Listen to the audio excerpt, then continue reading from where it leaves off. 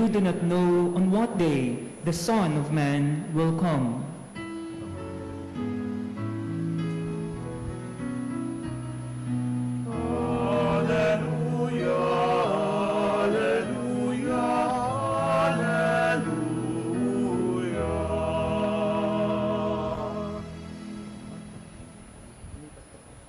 The Lord be with you. And with your spirit. A proclamation from the Holy Gospel according to Luke. Glory to you, O Lord. Jesus said to his disciples, "Do not be afraid any longer, little flock, for your Father is pleased to give you the kingdom. Sell your belongings and give alms. Provide money bags for yourselves that do not wear out, an inexhaustible treasure in heaven, that no thief can reach nor moth destroy. For where your treasure is, there also will your heart be. Gird your loins and light your lamps, and be like servants who await their master's return from a wedding, ready to open immediately when he comes and knocks. Blessed are those servants whom the master finds vigilant on his arrival. Amen, I say to you, he will gird himself, have them recline at table, and proceed to wait on them. And should he come in the second or third watch and find them prepared in this way, blessed are those servants. Be sure of this, if the master of the house had known the hour when the thief was coming, he would not have let his house be broken into. You also must be prepared, for at an hour you do not expect, the Son of Man will come." Then Peter said, "Lord, is this parable meant for us or for everyone?" And the Lord replied, "Who then is the faithful and prudent steward whom the master will put in charge of his servants to distribute the food allowance at the proper time? Blessed is that servant whom his master on arrival finds doing so. Truly I say to you, the master will put the servant in charge of all his property. But if that servant says to himself, 'My master is delayed in coming,' and begins to beat the men servants and the maid servants, to eat and drink and get drunk, then that servant's master will come on an unexpected day and at an unknown hour, and will punish the servant severely, and assign him a place with the unfaithful. That servant who knew his master's will, but did not make preparations nor act in accord with his will, shall be beaten severely. And the servant who was ignorant of his master's will, but acted in a way deserving of a severe beating, shall be beaten only lightly. Much will be required of the person entrusted with much, and still more will be demanded of the person entrusted with more."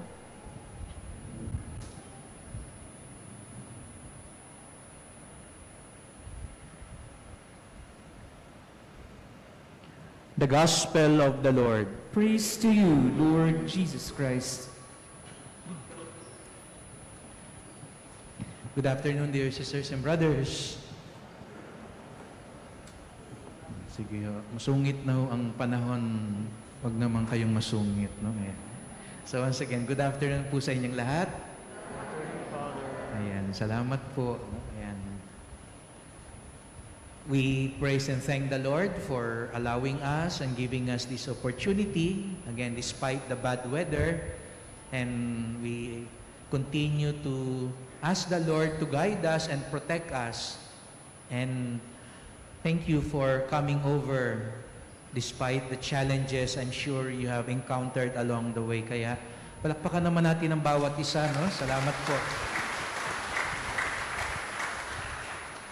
And we also welcome those who are joining us online, especially the sick, those who are taking care of the sick, and those who hunger for the Word of God. Because things are being eased. Just a few weeks ago, I had the opportunity to, the priest had our first face-to-face retreat, and then I had to attend also a conference and a planning workshop. So it's been a while that I was able to go out for 3 to 5 days.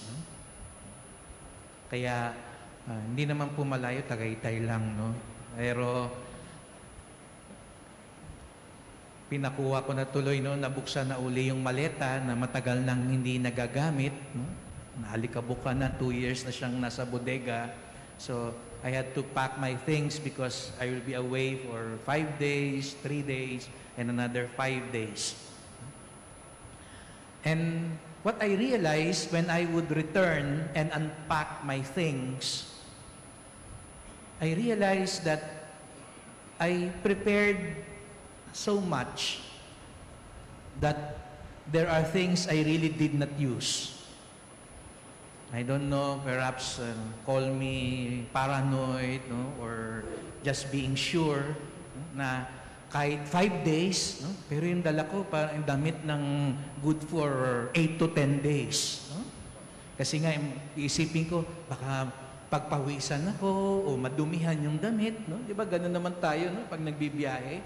No? Like ka nagsasabing magdadala ka ng extra just in case. No? Di ba? Natatawa nga ako kasi yung iba, parang nagbiyahe lang dahil bumalik din sa akin. No? Nagdala pa nga ako ng mga baon. No? Sabi ko, baka mamaya, konti pagkain doon. No? Ayun, naiuwi ko rin yung pagkain. Hindi ko rin nagalaw kasi marami din naman palang pagkain doon. But we're like that. We are trying to prepare for any eventuality. Last week, Buboy, my companion, driver, told me, Father, i-renew uli natin na yung insurance ng sasakyan. So, sabi ko, sige, i-renew na.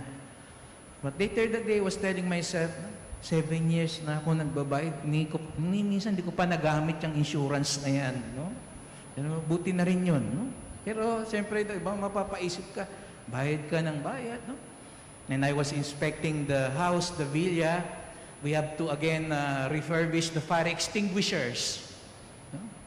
And I've been at the villa for 24 years and not once have we used the fire extinguisher, thanks be to God. No? Pero taon-taon kasi may inspection, kailangan maging maayos. So we have to refurbish it and make sure everything is in order. So I'm sure you know what I'm driving at. It's not bad. In fact, it is very good to prepare for any eventuality, for things that might happen. Mahalaga yun. Paghandaan ang mga bagay-bagay na maaaring mangyari. You know, when I ride the plane, I will see who would be riding for the first time. Kasi sila yung nakikinig lang at nanonood dun sa stewardess pag nagde-demo na. Diba? Siguro nung first time nating lumipad, talagang nanonood ka, sinusundan mo pa siguro paano ba yung seatbelt, lalo na yung chinek mo pa yung life vest, saan ba talaga nakalagay, diba? Pero malalaman mo kung sino man yung madalas sa pagbiyahe. Kasi kahit nagde-demo na yung stewardess siya, wala na siyang pakailam sa buhay kasi nakikinig na siya, nanonood na siya, nagbabasa na siya kasi he or she knows that very well. But I ask you, nagamit nyo na ba yung life vest na yun? No? Salamat din sa Diyos, hindi pa natin nagamit.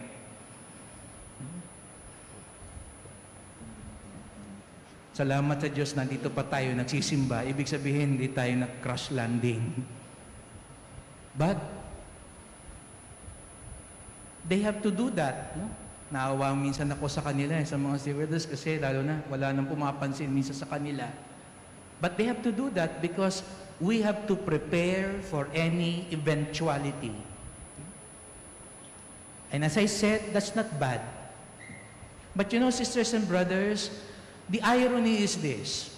We are preparing well, very well, for things that might happen.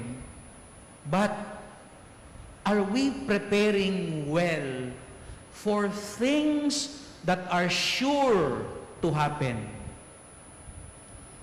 Baka naman magaling tayo maganda sa mga bagay na baka mangyari, pero hindi tayo naghahanda ng maayos sa mga tiyak na mangyayari. Let's ask ourselves,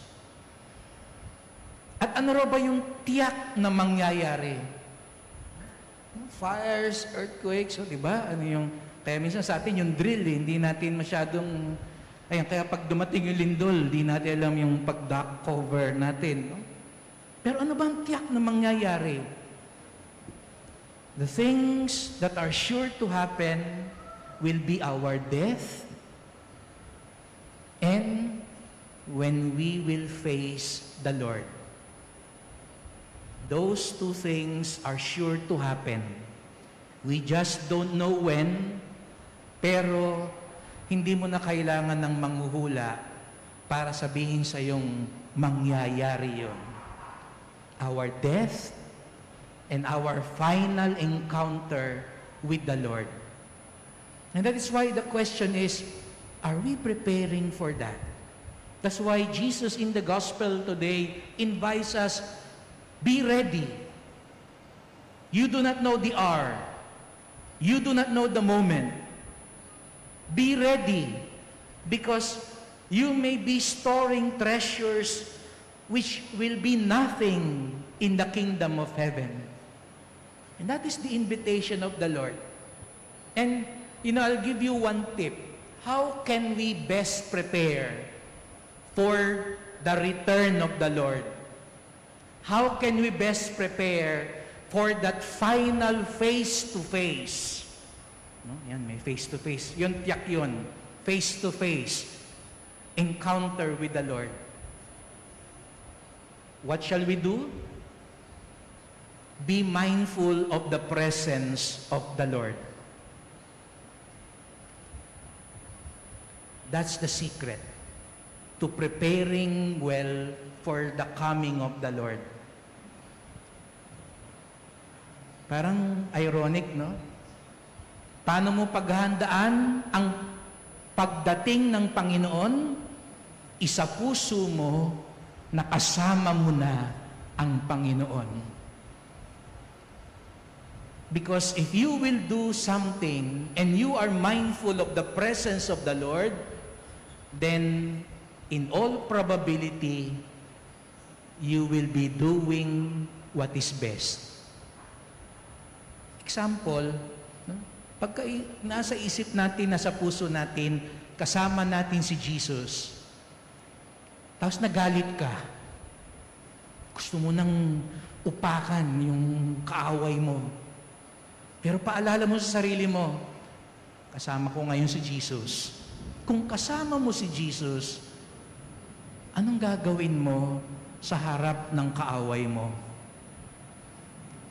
Mumurahin mo pa rin ba siya? Susuntukin mo pa rin ba siya? Uumbagan mo pa rin ba siya? You would know the answer. If someone is asking for help, and then you are mindful, Jesus is with me, what will you do? If you're about to make an important decision, and you keep to heart, Jesus is with me, will that be still your decision? Kung nanonood ka, at bigla mong naalala, katabi ko si Jesus, yan pa rin ba ang panonoorin mo? Yan pa rin ba ang kakampihan mo?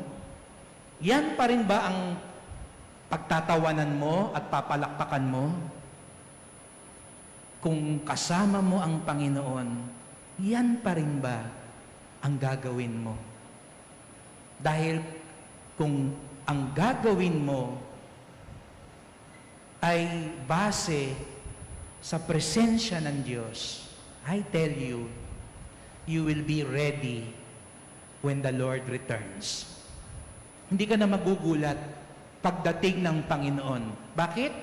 Dahil buong buhay natin, sinasabuhay na natin, nakasama natin ang Diyos. So let that be the first grace we pray, that we may be mindful of the presence of God.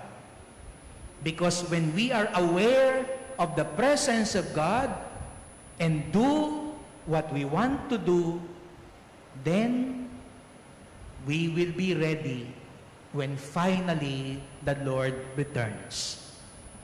And you know, sisters and brothers, when we are aware of the presence of God, three things can happen, which again will help us prepare for the Lord's return. I call it the 3 F's this Sunday. First, when you are living in faith, when you are living in the presence of God, you are able to forgo fear. Forgo fear. Kaya nga sabi ni Jesus sa Gospel ngayon, do not be afraid. Hindi nyo ba napansin ng Bible, paulit-ulit na lang na sinasabi ng Diyos, do not be afraid. Have no fear. Why? Because whether we realize it or not, ang nagpapatakbo ng buhay natin, yung mga kinakatakutan natin. Ang pinagbabasihan ng desisyon natin, yung mga kinakatakutan natin. Takot ka maghirap, kaya gusto mo magpayaman na magpayaman. Takot kang magutom, ayan, kaya ipon ka rin na ipon ng pagkain. Ayaw mo maubusan. Takot kang magmukhang matanda, kaya lahat ng pwede mong ipahid, lahat ng pwede mong gawin, i-apply mo kasi natatakot ka nang magmukha ka ng matanda. What are our fears? This pandemic has brought out our fears. And sometimes our fears have paralyzed us. Takot kang pagtawanan, takot kang mawala sa poder, takot kang mag-isa. But today, the Lord tells us, forgo fear. Takot ka sa hinaharap. There was this priest who went to Mother Teresa of Calcutta. And this priest said, Mother, I know you pray very well. Can I make a request? And Mother said, what? Can you please pray for me? And Mother said, what is your intention? Please pray that I may have clarity in life. Na maging malinaw ang lahat sa buhay ko. Kasi Mother, I am always anxious. I do not know really what to do. So please pray that I may have clarity. You know, Mother Teresa smiled and said, I'm sorry, Father. I cannot pray for that. So the priest was surprised. Sabi niya, Mother, ang daya mo naman. Ikaw siguro, you have clarity. Kaya ka ganyan, kaya ka living saint. Kaya alam mo yung dapat mong gawin because you have clarity. Mother Teresa again smiled and said, of course not, Father. I have a lot of uncertain things in life. Things are not clear. And eventually we found that out in her diaries. Mother Teresa really was so unsure of so many things. But Mother Teresa said to the priest, there are a lot of unclear things, but I pray for faith. Greater faith, which can overcome all the fears and unclear things in life. Kaya sabi ni Mother Teresa, kaya Father, yun ang ipagdadasal ko sa iyo, that you may have greater faith. Forgo your fears. Second, forward your fortune. Forward your fortune. Huwag lang panay papasok. Remember last Sunday, di ba? Yung mga mahilig lang, no? Na ipon lang ng ipon. But in the end, these treasures will not join you in the kingdom of heaven. Kaya sabi ni Lord, make sure yung kayamanang pinag-iipunan mo ay maisasama mo at makararating sa langit. At ano raw ang kayamanang makakarating sa langit? Hindi yung kayamanang inipon mo at tinago mo, kundi daw ang kayamanang ipinamigay mo at binahagi mo. You cannot get a rocket ship to store your treasures for that rocket to go to heaven and bring those treasures. But if you share those treasures with the poor and the little ones, what you share will definitely reach the kingdom of God, because they are very close to the heart of God. Forward your fortune. And lastly, fix your focus. Kung gusto mo raw maging handa sa pagdating ng Panginoon, fix your focus. What is your focus now in life? Where is your heart right now? Sabi nga ni Lord, where your treasure is, there will your heart be. As I speak now, what is in your mind?